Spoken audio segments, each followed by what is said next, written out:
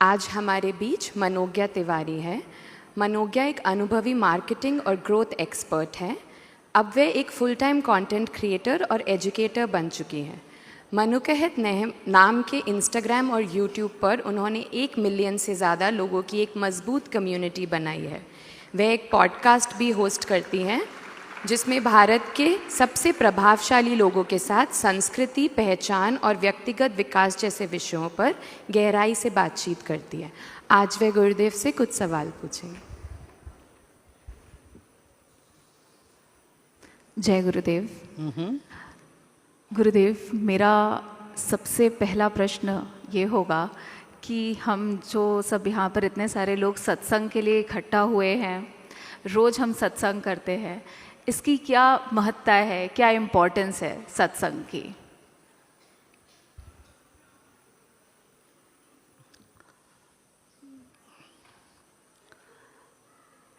जिसने इसका आनंद लिया उनको पता है कितना मजा है इसका।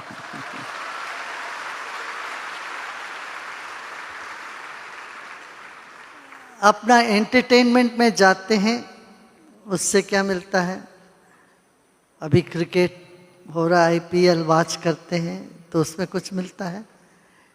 आप इन सब खुशी को इकट्ठे करके एक तरफ रखो और सत्संग का आनंद एक तरफ रखो, तो पता चलेगा कि वाह, यही है बात, कुछ और है। नहीं तो क्यों लोग सत्संग के लिए पागल होएंगे, है ना? पर इससे कोई किस तरह से पाप कटते हैं, या फिर ये केवल एक आनंद देने के लिए ही एक हम सब इकट्ठा होते हैं सत्संग में? हाँ, आनंद लेने के लिए है। आनंद तभी मिलता है जब हमारे भीतर स्वच्छता, शुभ्रता आने लगती है, जी, तनाव से मुक्त होते हैं। जी। मेरा अगला प्रश्न ये होगा, मेरे बहुत सारे फॉलोअर्स हैं जो कि मेरे से बहुत सारे प्रश्न पूछते रहते हैं समय समय पर। तो उनका एक कॉमन प्रश्न होता है कि सारे भगवान हैं वो भारत में ही क्यों हुए?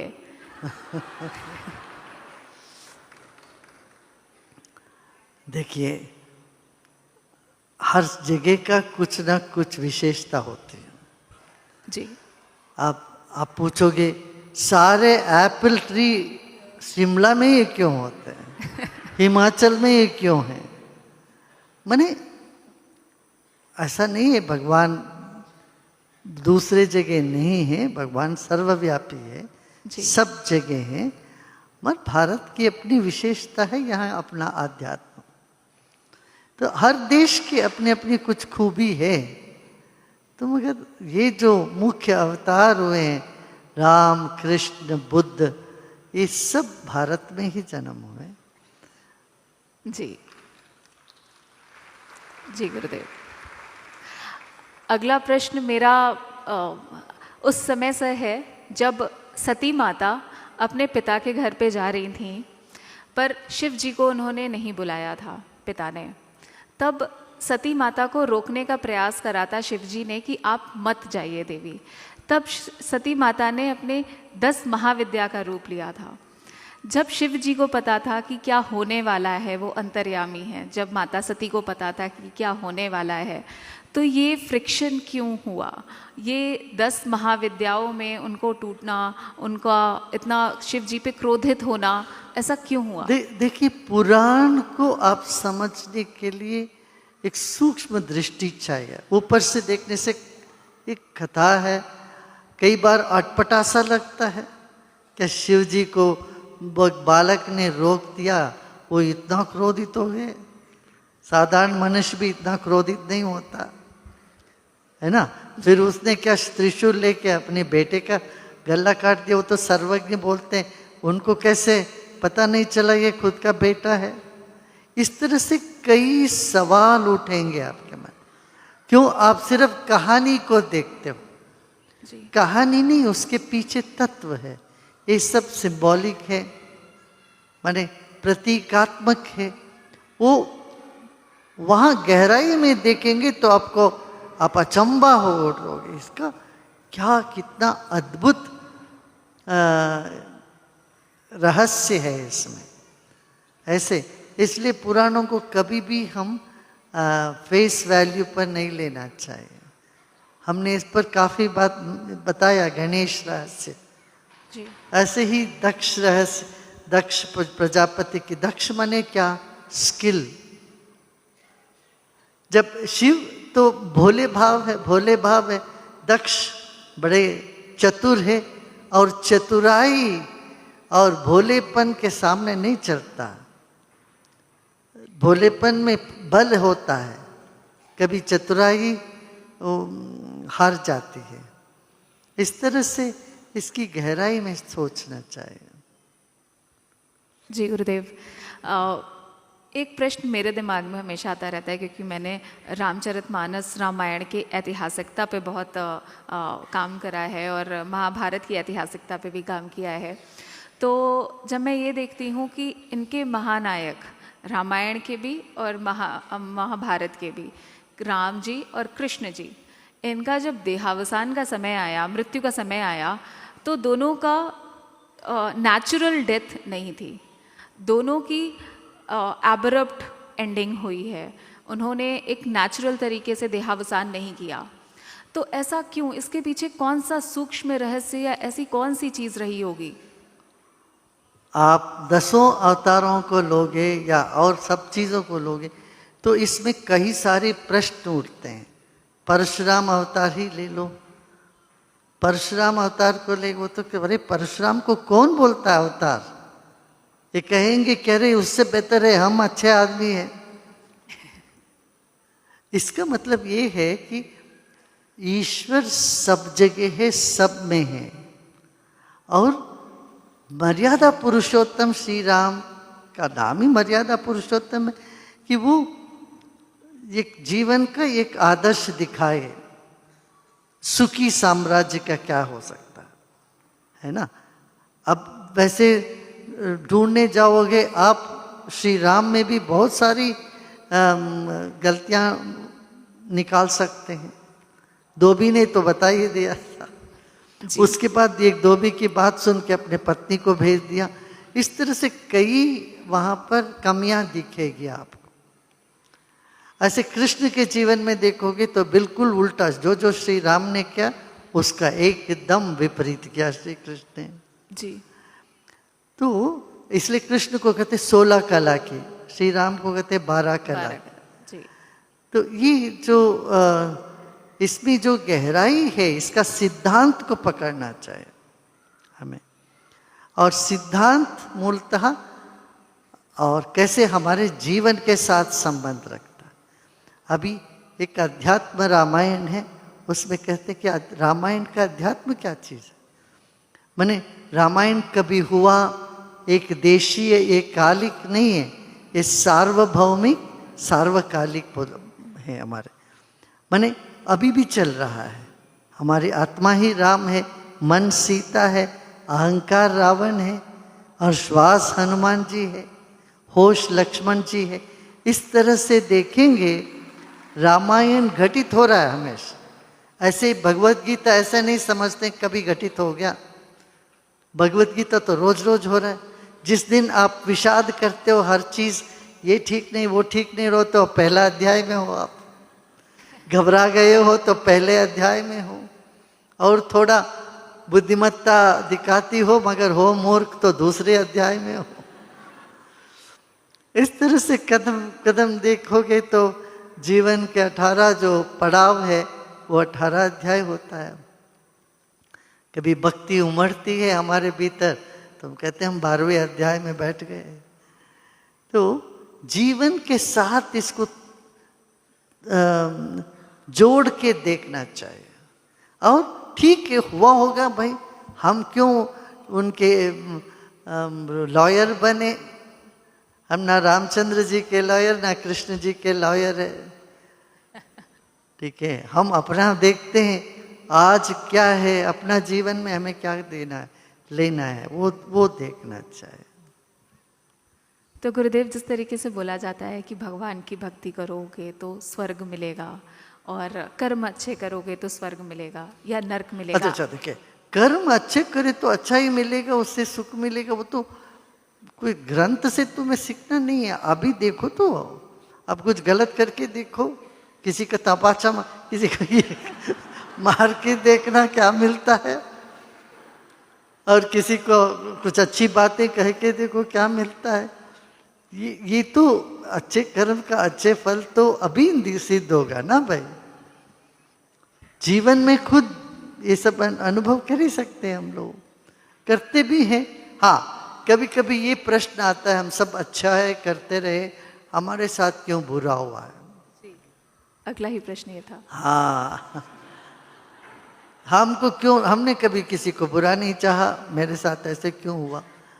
तब मैं ये कहूँगा, तुम सिर्फ इस जीवन को देख रहे हो, थोड़ा पीछे मोड़ के देखो। तुमने कई उधार ले रखे कहीं किसी से, अब वो लोग आके तुम्हारा दरवाजा खटखटा रहे हैं। ये एक ही जन्म थोड़ी ना है, पिछले जन्म में भी बहुत कुछ किया है आपने, है ना। तो वो विशाल दृष्टिकोण से देखना पड़ता, इसीलिए योग बहुत आवश्यक है। योग मार्ग में क्या है, जो जो कर्म है हमें, वो हम कट जाते हैं, और जो दुख आ सकता है आगे, उसको पहले से रोकने का मार्ग ही योग है।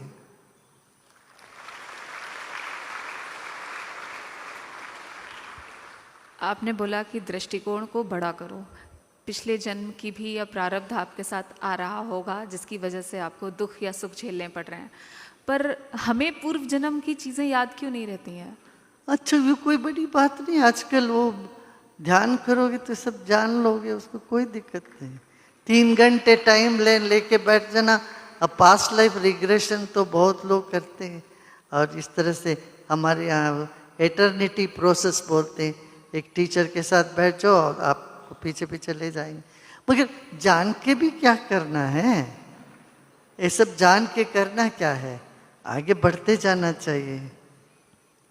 अपना समाधान के लिए, अपना तसल्ली के लिए जानना हो तो जान ले। हम नहीं जानते हैं इसलिए नहीं है, ये नहीं है, हम नहीं जानते मगर था ही सही। जी। एक प्रश्न पुराने वाले प्रश्न से जुड़ा हुआ है कि कर्म अच्छे या बुरे। तो कर्ण और दुर्योधन को, जैसा कि मैंने महाभारत में पढ़ा है कि स्वर्ग मिला था, उनके कर्म तो अच्छे रहे नहीं, फिर स्वर्ग कैसे मिला उनको? हाँ, यही प्रश्न मुझे तमिलनाडु के चीफ मिनिस्टर थी ना जयललिता, उसने पूछी।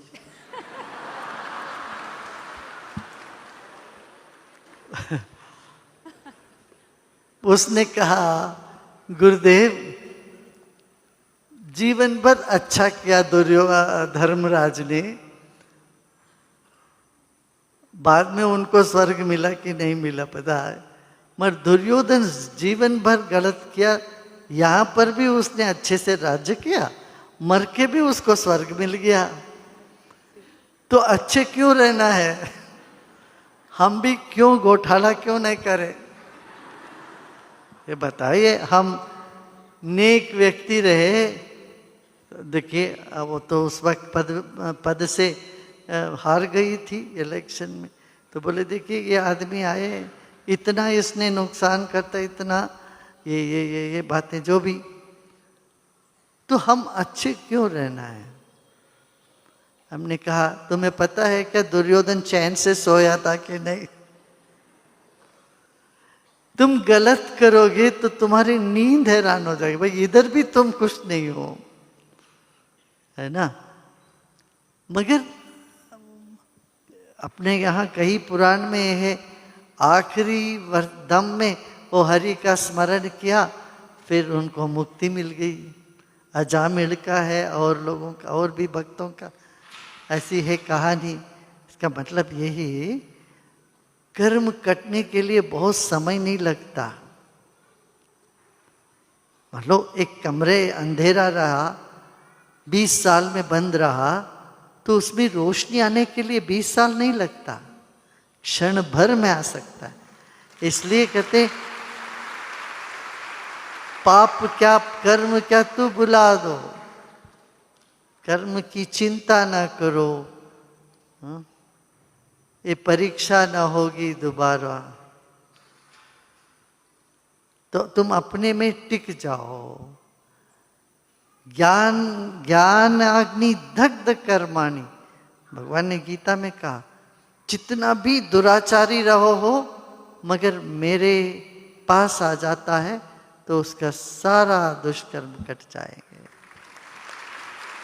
बोले है ना, तो ऐसा ही है। तो दुर्योधन जीवन भर कुछ किया हो, आखिरी में बुद्धि तो आ गई, भगवान के पांव पकड़ लिया तो उसको भी मिल गया। आप इसको इस तरह से समझो ना, आप एक डायरेक्टर हो, एक डायरेक्टर के दृष्टिकोण से विलन भी हीरो भी बराबर होते हैं, दोनों को पैसे मिलते हैं। कई बार विलन को ज्यादा पैसे मिलते हैं हीरो से, हीरो ना हो तो विलन ही नहीं हो। सो वो हम यदि ये पात्र में ही रहते हैं तो हम फंसे रहते हैं। इससे ऊपर उठ के निर्देशक के स्तर से सोचते हैं, सत्य अनावरण होता है, वो बात ही कुछ अलग होती।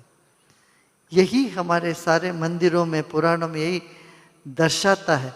किसी भी मंदिर में जाओ, पहले दीवार में सब राक्षसों का, यक्षों का, इन सब का चित्र रहता है, और अंदर जाए तो गर्भस्थान में भगवान का मूर्ति रखते हैं।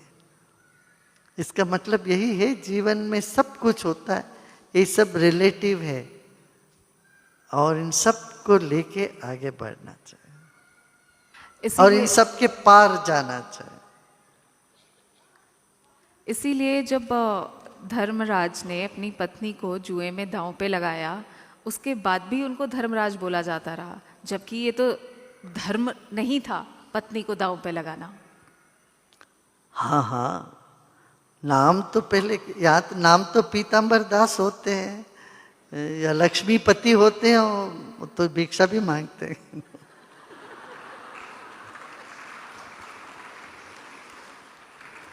धर्मराज में बहुत सारे गुण थे, बस उनमें एक नुक्स ये थी, वो एक वीकनेस होता है ना व्यक्ति में, वो उसमें कमजोरी उनका ये था, जुआ खेलना।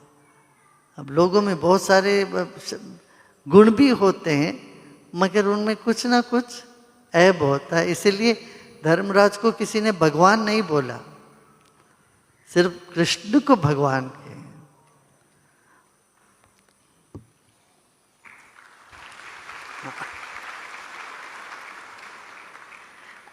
गुरुदेव, ये मेरा प्रश्न है कि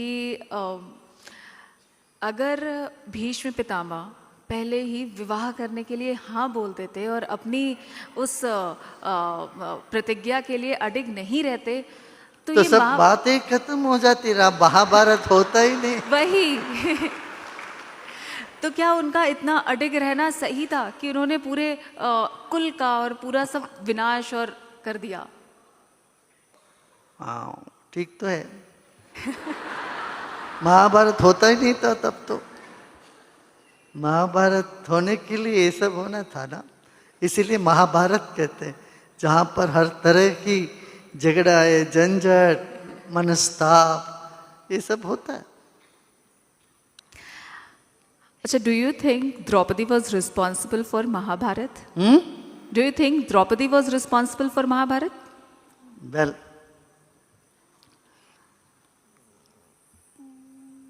when you see the whole thing as a Leela, you see the divinity, the Parabrahma has made all these roles.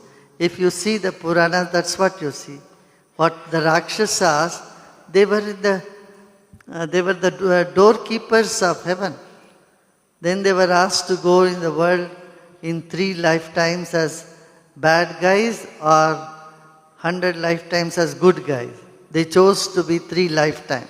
You have heard these stories, right?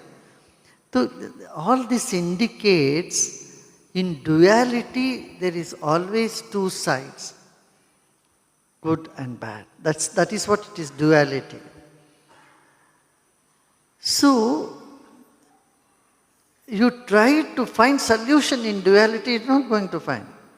See, when you see Krishna, you have many facets of Krishna. He's so complete in everything.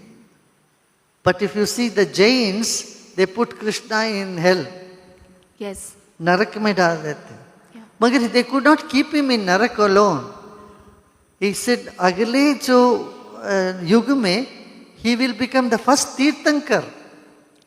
इसका मतलब श्री कृष्ण में वो दोनों देखिए, Krishna was responsible for the war. Nobody else. Arjuna was going to run away to Himalayas. Nothing he wanted. But Krishna brainwashed him thoroughly, telling one after another, he says this, he said that. It's so confusing, and made him fight the war and win. So, भगवान कृष्ण नहीं हो तो फिर युद्ध ही नहीं होता है क्या? इसलिए जैनों ने कृष्ण को नरक में डाला, मगर कृष्ण जैसे योगी, ज्ञानी, परमात्मा, भगवान और कोई दिख ही नहीं सकते, तो उन्होंने उनको पहला तीर्थंकर भी कर दिया. सो हमें क्या करना है? ये सब जो है आपको इंडिकेट करता है क्या? इन सब से ऊपर एक सत्य है, वहां की ओर चलो. हाँ, डायरेक्टर के ओर देखो. डायरेक्टर जैसे इशारा करते ऐसे सब नाचते हैं, है ना? ठीक है. गुरुदेव, थोड़ा इतिहास से आगे बढ़ूंगी. बहुत सारे मेरे फॉलोअर्स से कुछ क्वेश्चंस रहते हैं, जैसे कि हमेशा ऐसा बोला जाता है कि मैंने फील भी किया है कि अगर मैं अपना कोई भी काम करने से पहले 10 लोगों को बता देती हूँ या उसको बहुत सारे लोगों के सामने ओपन में पब्लिक कर देती हूँ अपने इंटेंशंस को कि मैं ये करने जा रही हूँ या मेरे साथ ये अच्छा होने वाला है, वो काम नहीं होता है. तो क्या कोई अच्छा काम करने से पहले या अपना कुछ बड़े गोल को, एम को पाने से पहले लोगों को नहीं बताना चाहिए? हाँ. यदि वैसा आपका अनुभव हो तो उसको मानना चाहिए. आप 1 बार नहीं, 2 बार नहीं, 3 बार ऐसा आपके साथ होता है, तो क्यों बोलोगे हर चीज सबको? किसी और को ऐसा अनुभव नहीं है, किसी और को दूसरा होगा.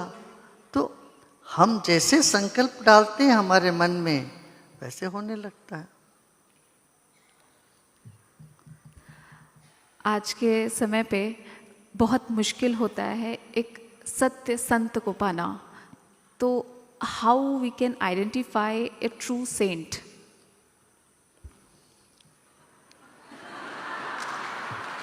कोई तरकीब नहीं है, वो अपना दिल से पूछना चाहिए.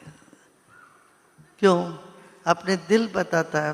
देखिए, बुद्धि से नाप नहीं सकते संत, बट हृदय से देख सकते, उसी से पता चलेगा.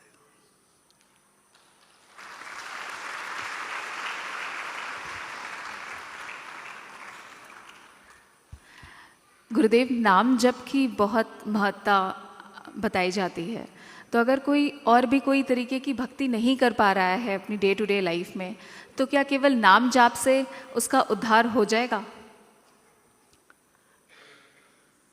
नाम जाप तो सब जगह है, सब में है. नाम जाप क्या करता है? अपने भीतर वो मंत्र या नाम लेते हैं, वो तरंग है, उस तरंग से ऊर्जा बढ़ती है. और हमारा मन तो ऊर्जा है, हमारा मन, हमारा शरीर, सब कुछ ऊर्जा ही है. और नाम तो ऊर्जा का स्रोत है. है ना? एक आखिरी प्रश्न. मेरा प्रश्न ये होगा कि शरीर पे मेरे पास बहुत सारे प्रश्न थे, मैं 20-25 क्वेश्चंस बना के लाई थी, पर मैं सब आखिरी क्वेश्चन ये पूछूंगी कि जो भारत की अभी नो टॉलरेंस पॉलिसी है आफ्टर सिंदूर ऑपरेशन, उसके बारे में आपका क्या कहना है? देखिए, आतंकवाद मनुष्य जाति के लिए अपवाद है, इसलिए इसको जड़ से उखाड़ना आवश्यक है।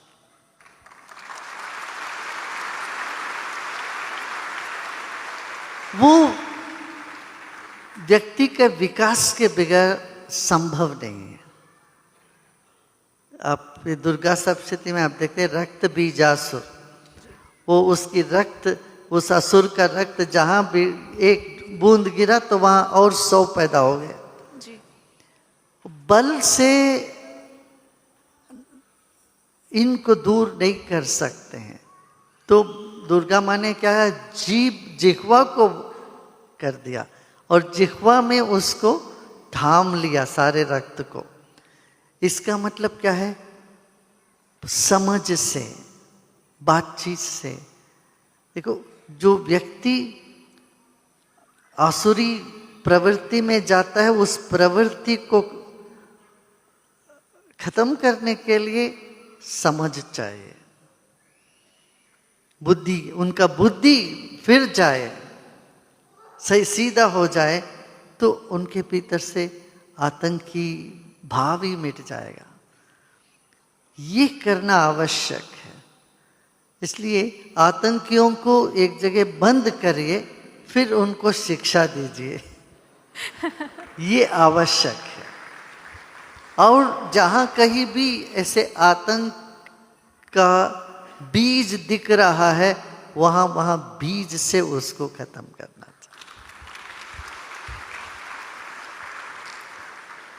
एक और प्रश्न पूछती हूँ कि जैसे यूएस में दिखता है कि जो वॉर वेटरन्स होते हैं उनको जनरली पीटीएसडी होता है, पर भारत में जो वॉर वेटरन्स हैं वो अपने वॉर को जाने पर एज अ बैज ओन करते हैं और बहुत ही ज़्यादा गौरवान्वित महसूस करते हैं उसमें। तो क्या कुछ मेंटालिटी में डिफरेंस है कि यूएस में इतना पीटीएसडी कॉमन है वॉर वेटरन्स में और भारत में नहीं है?